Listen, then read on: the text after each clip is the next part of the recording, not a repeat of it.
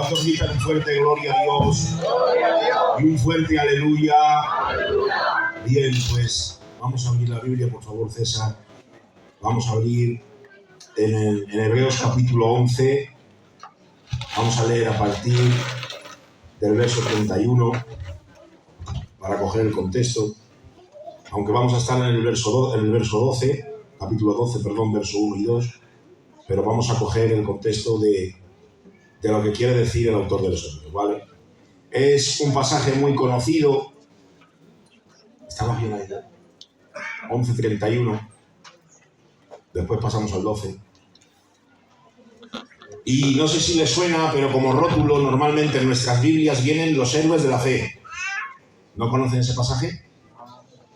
¿Conocen ese pasaje o no? Los héroes de la fe. Habría que estar un poco más comprometido con la escritura, hermanos, de verdad, y hermanas. Necesitamos leer la Biblia. La Biblia es por el único camino que Dios se ha revelado firmemente. No puedes conocer a Dios si no es a través de la escritura, y no puedes crecer en Dios si no es a través de la escritura. Así que vamos a hacer lectura de estos textos y después oramos, ¿vale? Por la fe, Rahab la ramera no pereció juntamente con los desobedientes, habiendo recibido a los espías en paz. ¿Y qué más digo? Porque el tiempo faltaría contando de Gedeón, de Barak, de Sansón, de Jefté, de David, así como de Samuel y de los profetas, que por la fe conquistaron reinos, hicieron justicia, alcanzaron promesas, taparon bocas de leones, apagaron fuegos impetuosos, evitaron filos de espada, sacaron fuerzas de debilidad, se hicieron fuertes en batallas, pusieron en fuga ejércitos extranjeros. Las mujeres recibieron a sus muertos mediante la resurrección, mas otros fueron atormentados, no aceptando el rescate a fin de obtener mejor resurrección. Otros experimentaron, prestad atención por favor, y leer conmigo. Otros experimentaron vituperios y azotes. Y más de esto, prisiones y cárceles. Fueron apedreados, aserrados, puestos a prueba, muertos a filos de espada. Anduvieron de aquí para allá cubiertos de pieles de oveja y de cabras, pobres, angustiados, maltratados, de los cuales el mundo no era digno, errando por los desiertos, por los montes, por las cuevas y por las cavernas de la tierra. Y todos estos, aunque alcanzaron un buen testimonio mediante la fe, no recibieron lo prometido, proveyendo Dios alguna cosa mejor para nosotros, que no fuese ellos perfeccionados aparte de nosotros. Vamos al capítulo 12. Y notar ahora.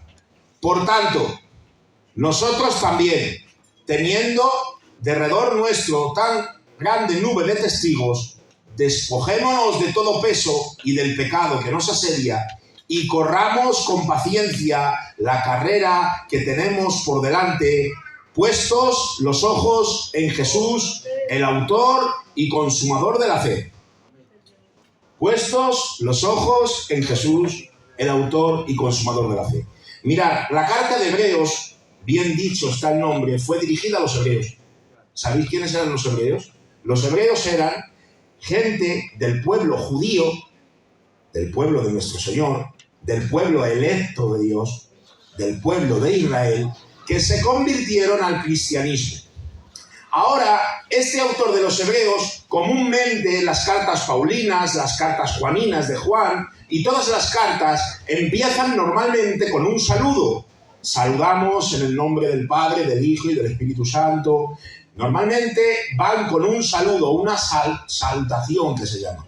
Y ahora, aquí el autor de los Hebreos no describe ni su nombre, porque las cartas normalmente llevan la autoría de Pablo, de Santiago, de Juan, pero aquí no hay autoría, no conocemos el autor de los Hebreos, Dios no lo ha querido revelar, pero no empieza saludando, ¿qué?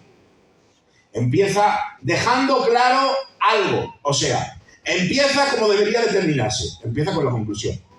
Dios, habiendo hablado muchas veces y de muchas maneras a los padres por los profetas, hoy nos ha hablado por el Hijo, el que constituyó todo lo que vemos y lo que no vemos. El autor de los Hebreos lo que está dejando claro. Yo, para coger el hilo conductor, hermanos, del capítulo 12, que es donde nos vamos a centrar en dos textos, yo he tenido que leer toda la carta a los Hebreos, toda. Porque no nos podemos ir fuera del contexto. Lo que quiere presentar el autor de los Hebreos es claro. Quiere presentar al Hijo de Dios superior a todo lo demás. Y quiere dejar claro que Jesús está por encima de todo. Y ahora empieza a escribir el Hijo de Dios, por el Hijo de Dios nos ha hablado. ¿Y cómo nos ha hablado por el Hijo de Dios? Mirad, empieza a decir que está por encima de la ley del antiguo pacto. En el capítulo 3, en el capítulo 4.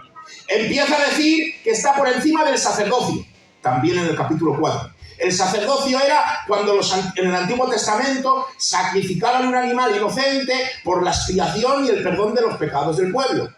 Que eso apuntaba a lo que tenía que venir y fue cumplimiento en Cristo. Pues ahora estos que habían hecho un ritual y con ello habían hecho una cultura y no querían separarse de este judaísmo, de esta ley, no querían separarse, el autor de los Hebreos les está diciendo, hay un camino mucho más excelente, que es el que ha sido presentado, es el Hijo de Dios, en el cual tiene el cumplimiento todas las cosas. Ellos estaban muy entretenidos en entretenerse con las cosas que Dios había mandado en un antiguo pacto. Pero viniendo el nuevo pacto en Jesucristo, Jesucristo inauguró el pacto de gracia. Un pacto que nosotros podemos entrar por la fe. ¿Y cuál es el pacto de gracia? Que todos aquellos que nos acerquemos con arrepentimiento y fe a Jesucristo, Dios Padre nos recibe como recibe a Cristo. Gloria a Dios. Una vez y para siempre. Y lo deja bien dicho el autor de los Hebreos, porque esta palabra que digo yo, una vez y para siempre, la repite 4 o 5 veces en la carta. Una vez y para siempre. Una vez y para siempre. El sacrificio de Cristo. Pero no solo ahí. Los judíos tenían un problema también con la angelología, con los ángeles. Y ahora les empieza a decir, Cristo está por encima de los ángeles. Y esto lo hicieron tan cultura que estaban esperando normalmente las experiencias de los movimientos de los ángeles antes que la doctrina de Cristo. Y aquí voy a pararme para aplicar un segundo. Tus experiencias son buenas para ti. Dios es un Dios experimental. Pero Dios es más grande que tus experiencias. ¿Entiendes? Hay mucha gente que está basándose y queriéndose basar en las experiencias que puede tener con Dios, olvidándose de Dios. Hay gente que está tratando de buscar al Dios de la experiencia en vez de experimentar a este Dios que se experimenta. Dios se ha hecho conocible siendo totalmente incognoscible. Dios se ha hecho entendible que no llegábamos ni siquiera a entenderle. Dios se ha revelado de tal manera que podemos entender y conocer quién es Dios para santificarnos y para salvarnos en Jesucristo. Y ahora el autor de los Hebreos pone énfasis, pone fuerza. No tan solo es superior a los ángeles y a las experiencias que estáis buscando, sino también es más grande que Moisés. El pueblo judío tenía una idolatría muy fuerte. Y lo que está haciendo el autor de los Hebreos desde el capítulo 1 hasta el capítulo 13, que tiene 13 capítulos, está desidolatrando. Desidolatrando. Está por encima de los ángeles. Está por encima de las experiencias que esperas. Pero está por encima de Moisés. Está por encima de Abraham. Está por encima de todos los patriarcas. Y está por encima de todo lo que vosotros veneráis. Y diréis, ¿qué tiene que ver con nosotros? Mucho. Porque tengo algo que decirte. Dios está por encima de todas tus expectativas. Dios está por encima de todo lo que te imaginas de Él. Y Dios está por encima de nuestra cultura. Porque no solo los judíos estaban arraigados a esta religión, tan religiosos, sino que esta religión se volvió en su cultura. Los judíos no solo tenían religión, Julio, sino que esta religión le hicieron cultura. El problema que hemos corrido nosotros. Muchas veces esta religión que vivimos, le hemos llevado a nuestra cultura. De hecho, mirar si le hemos hecho mal. Que hablando con una señora no gitana, me dijo, ¿el culto es eso donde las mujeres se ponen tan guapas? Donde vais tan bien arregladitos. Ahí donde ponéis a los niños guapitos y vais allí, y todos juntos, ese es el culto. Sí, señora, ese es el culto. Pero el culto vamos a rendírselo al Señor. Pero yo me quedé con este enfoque. El culto para muchos es donde vamos arreglados. Señor. Hemos hecho de esto una cultura. Y yo, ¿qué es lo que quieres decirnos, pastor? Que al igual que el autor de los Hebreos quiere desidolatrar, o sea, que dejemos nuestros propios ídolos de cultura y de religión, yo quiero hoy aplicarlo hoy a la iglesia y quitar estos ídolos que muchas veces están por encima de la superioridad de Cristo. Amén. Gloria a Dios. ¿Qué estás diciendo? Sí. Muchas veces por nuestros movimientos, por lo que hacemos y cómo actuamos en las circunstancias, porque tengo que decirte algo, cómo actuamos todos aquí no tiene nada que ver a cómo actúas en tu casa. Te voy a decir algo, no eres quien eres aquí, eres quien eres en casa. Es más, no eres quien eres tan solo en casa, eres quien eres cuando te sorprendes de ti mismo, cuando ha nacido de ti esa ira, ese odio, ese enojo, te has dicho, ay, no es propio de mí, ¿qué me ha pasado? Ese eres tú. Ese soy yo. Y no quiero irme del hilo conductor. Necesitamos desidolatrarnos de estos ídolos tan potentes que están dentro de nuestra cultura. Nuestra cultura es buena, hermanos, en muchos aspectos, pero lo que concierne al Evangelio, hemos hecho de esto, el Evangelio entrar a nuestra cultura. Sí, Señor. Y no es así, hermanos. Por medio del Evangelio debería desvanecerse muchos aspectos de nuestra cultura. Y mire, tengo un ejemplo, que se lo decía el tío Chencho hoy en el mercado y ha dicho, bueno, habéis visto sobre todo las hermanas, porque nosotros no somos de fregar vasos, bueno, algunos sí, pero sobre todo las hermanas, cuando un niño se ha tomado un colacao, por ejemplo, habéis puesto el vaso debajo del grifo y ha habido el grifo. En el momento que el agua entra en el vaso sucio, va saliendo agua limpia, pero a la misma vez que está saliendo la suciedad del vaso. Esa es la gracia del Señor. Tomar este ejemplo. Cuando nos ponemos bajo la gracia del Señor, el resultado es que nuestra suciedad sale. Amén. Gracias, Señor. ¿Entendéis? Hay gente que quiere venir con el vaso limpio. Hay gente que se piensa que por cultura, por religión, quiere venir a Dios con el vaso limpio. No, hermanos, perdonadme. La Biblia nos describe como muchas veces como vasos de barro y otras veces como vasos de deshonra. Como vasos sucios. Perdonadme. No somos vasos limpios. Pero es que hoy Dios quiere convencerte de que a Él no tienes que venir limpio. Gloria a Dios. De que a Él tienes que venir con toda tu suciedad. Pero por favor, como dice el autor de los Hebreos, no dejes de alcanzar la gracia. Amén. La gracia de Jesucristo es que debajo de ese grifo de gracia, al tú invertirte con Él, a la misma vez que ese agua va limpiando la suciedad, va saliendo a flote. ¿Y qué es lo que queda? El agua limpia. Amén. La gracia del Señor te llena de tal manera, te llena de tal modo, que no solo sale la suciedad, sino que te quedas lleno de agua limpia. No te quedas vacío, te quedas lleno de su gracia. Y ahora el autor de los Hebreos está poniendo muchos trabas, les está poniendo contra la pared, diciéndoles, todo lo que tenéis por mayor, Cristo es mayor. Amén. Y Barrio España, todo lo que tenéis por mayor, Cristo es más. Amén. Se llame como se llame, pongas el nombre que pongas, Cristo es suficiente, más que suficiente, para salvar nuestras almas y para limpiarnos de todo pecado. Amén. Métete debajo de este grifo de gracia. Amén. Y ten la responsabilidad de hacerlo. Gloria a Dios. Si no es imposible. Amén. Limpio no podemos pedir. Y vamos directamente, después de todo lo que hemos leído. El autor de los Hebreos pone como ejemplo a todos estos hombres y mujeres, pero si ya se dan cuenta, yo he leído desde el verso 31 que habla de una mujer, Rahab la ramera. ¿Sabéis qué era la Rahab? Aquí en Hebreos 11 no dice Rahab la ramera, dice Rahab. Le ha quitado el nombre por el que conocen los hombres. En el Antiguo Testamento se la conocía Rahab la ramera. ¿Sabéis lo que significa Rahab la ramera? Rahab la mala mujer. Ramera es mala mujer. Mujer que se vendía. ¿Entendéis? En el Nuevo Testamento se ha omitido el nombre de Rahab la ramera. Ha quedado su nombre, Rahab. ¿Sabéis qué hizo esta? Esta escondió a los 12 espías que fueron a investigar la tierra prometida.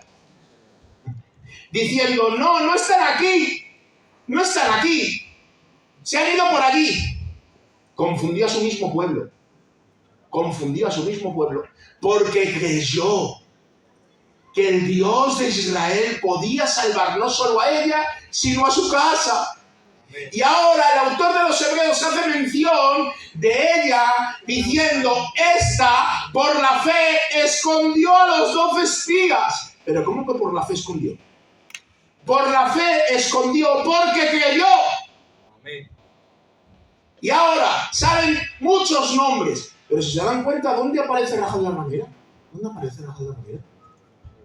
En el Antiguo Testamento. Todos los hombres que mencionan aquí son del Antiguo Testamento. O sea, si son del Antiguo Testamento, Cristo todavía no ha venido. ¿Qué está diciendo el autor de los Hebreos? Que tanto los del Antiguo Testamento como los del Nuevo Testamento, que tanto los del Antiguo Pacto como los del Nuevo Pacto son salvos en Cristo. Amén. Y está dando a entender que sin Cristo no hay salvación. Y hoy quiero reiterarme en esto. Sin Cristo no hay salvación. Lo entendemos muy bien, lo decimos muy bien, lo vivimos muy mal. Se dice muy bien, se escucha muy bien, se vive muy mal. Solo en Cristo hay salvación y deja de esforzarte por hacer obras, por ser mejor, por creer que así vas al cielo. Cristo fue la ofrenda al Padre, la única ofrenda que agradó a Dios. Amén. Lo dice el autor de los Hebreos. Holocausto, o sea, sacrificios, no quisiste, me preparaste cuerpo. Está diciendo, dejaste a desechar toda la orden sacrificial que ellos hacían por religión, que pensaban que por ello había salvación. Y a mí me preparaste cuerpo. Menciona a muchos hombres del Antiguo Testamento que por la fe hicieron muchas cosas buenas y positivas. Pero menciona a otros muchos que dice que fueron muertos a espada, que fueron entregados a circos romanos, que combatieron con sangre. ¿Por qué? Por la fe en Cristo. Esto no es un camino de rosas. Esto es un camino de abnegación. De tanta abnegación que va contra ti. ¿Sabes por qué te cuesta tanto recibir el evangelio que se predica? Porque va en contra de ti. El evangelio es contra el hombre, contra el pecador, contra la pecadora. Va contra nuestro orgullo. Te dice que te niegues a ti mismo, que te niegues a tus deseos, que te niegues a tus pasiones, que te niegues a lo que quieres y que te niegues a lo que sueñas. Que te niegues a todo lo que te rodea por seguir a Cristo. El evangelio es contundente y por eso no se recibe y es la mayor ofensa de los hombres. La mayor ofensa de los hombres es el evangelio. Niégate a ti mismo, eres pecador. Niégate a ti mismo, eres pecador. ¿Tú has visto al fulano? ¿Tú has visto el mengano? ¿Tú has visto lo que hacen otros? Que no estamos hablando de eso, moralista. Que te piensas que con tu moralidad vas a llegar al cielo. Que te crees que siendo como eres, Dios te va a abrir las puertas del cielo. Equivocado estás. El moralista es la persona más difícil de que reciba el evangelio. Estás en una situación de código rojo. Si miras a los demás y dices, es que yo soy mejor muchos que los que predican. Es que yo tengo mejores actitudes. Yo ni fumo, ni bebo, ni hago nada. Yo mi trabajo y mi casa. Estás en un problema muy serio. Muy serio. Sin Cristo no hay salvación. Yo soy el camino, la verdad y la vida. y nadie, si no, Por mí, punto. Nadie va. al Padre. No dice el cielo, ay, qué pena. No dice el cielo. No dice el cielo, ay, qué pena. Ya hemos hecho mucho énfasis en el cielo. El cielo, no. Dice el Padre. ¿Sabéis por qué? Porque el Padre es el cielo. Claro. Nadie va al Padre si no es por mí. No hay salvación fuera de Cristo y no hay obra de justicia que puedas hacer delante de Dios para poder presentarte delante de Él. Y ahora vamos a nuestro texto para acabar pronto, que el Antonio de la tía César me ha dado 20 minutos. 20 minutos, lo digo en público para que te avergüences.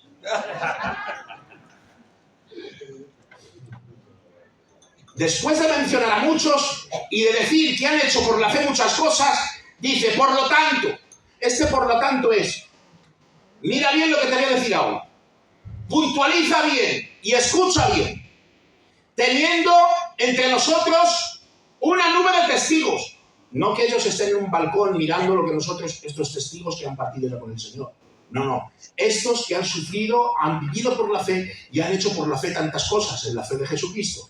Estos son testigos. Y dice, despojémonos de todo peso y del pecado que nos asedia. Ahora el autor de los Hebreos lo que está poniendo es una carrera atlética, que se llevaba mucho en aquellos tiempos, una carrera atlética. Estas carreras de fondo de 100 metros lisos, que les hemos visto mucho. ¿Habéis visto cómo van los señores para correr? Con la ropa. ¿No os habéis fijado nunca? ¿No os habéis fijado nunca? Van con unas bermudinas que no me las quiero poner yo, aquí. Cortinas. Y una camisetina, Marcos, finina de tirantes. ¿Saben para qué? Para que no les estorbe a la hora de correr. Y ahora el autor de los Hebreos está diciendo, mirad bien que os voy a poner este ejemplo. Despojémonos de todo peso. Había mucha gente que venía con mucho peso en la ropa y no podía correr. ¿Cómo vas a competir con esa ropa? Es una ropa inapropiada. Pero es que dice, de todo peso y del pecado que nos asedia. Está claro que del pecado luchamos. Con el pecado el creyente tiene que luchar. Escúchame, tienes una batalla contigo mismo. Y eso está claro. Lo que yo no tenía claro es cuál es el peso que nos asedia. De todo peso que nos asedia. Y después dice el pecado. Está claro que el creyente batalla con el pecado. Pero ¿cuál es el peso que nos asedia? Pues bien, viene traducido desde los más cercanos al original.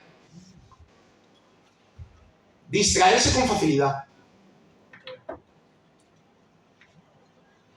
Despójate de todo lo que te distrae con facilidad. ¿Cómo? En esta carrera, si no tienes la atención en la meta, te vas a distraer con mucha facilidad. Despójate de todo lo que te distrae con facilidad. Porque muchas veces lo que te distrae con facilidad se puede convertir en el mayor de tus enemigos. ¿Cómo? Sí. Todo lo que te quite la mirada de la meta que estás corriendo como creyente, todo eso se convierte en tu peor enemigo. Lo pone el autor de los Hebreos al lado del pecado. Despójate del peso y del pecado. ¿Pero dónde ponemos eso? ¿50% el pecado, 50%? Sí. Despójate del pecado, lucha con tu pecado, pero también con distraerte con facilidad. Mirad, Satanás es tan sutil que te entretiene con lo que aparenta que es bueno. Si él viene a tentarte constantemente con lo que te gusta, pues tú en Cristo y por el poder del Espíritu Santo y por la gracia de Dios puedes combatir con la tentación con la que nos tienta según el deseo de nuestra concupiscencia. Porque Satanás tienta desde fuera, no entra en tu mente. Que eso es otro tema a tratar. Si entra en nuestra mente, nos desbataría, ¿no? Eso es otro tema a tratar. Pero ahora, ¿por qué viene a ponernos cosas que aparentemente son buenas? Mirad, si muchas veces te entretiene el trabajo, y te quita la mirada de Jesús, que es la meta, el trabajo se convierte en el peor de tus enemigos. Está diciendo el pastor que no trabaje, me voy a quedar en casa como un holgazán. No. Yo no estoy haciendo apología de no trabajar. Yo estoy diciendo que si eres capaz de trabajar sin perder la mirada de la meta, es un trabajo lícito. Te estoy diciendo que si te empeñas en trabajar con ambición de trabajar, con querer trabajar para ganar, y tu meta es ganar, has perdido la mirada de la meta verdadera. Es un peso que te está asediando. Voy más profundo. Puede haber pesos que te entretiene la familia. ¿Cómo?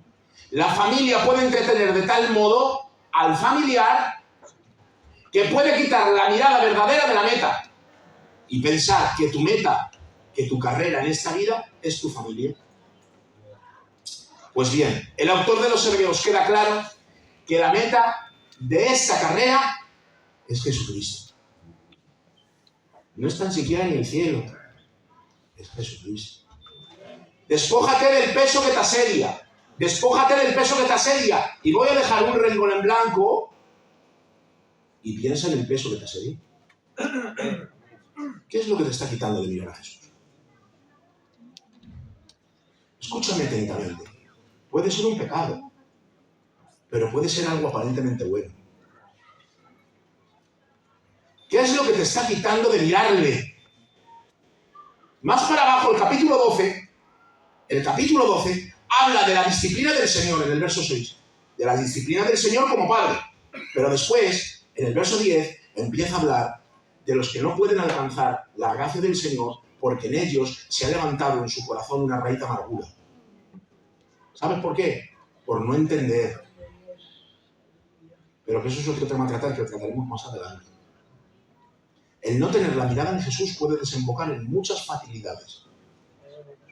El no mirar a Cristo, el no mirarle con fe a Él, el que Él no sea el resultado de tu vida, puede traer cosas muy trágicas, porque nos estamos desviando, estamos pensando que estamos en el camino y estamos desviados mirando hacia otro lado, con cosas que seguramente nos hagan sentir bien, estar cómodos, estar bien, pero escúchame con atención y abre tus oídos.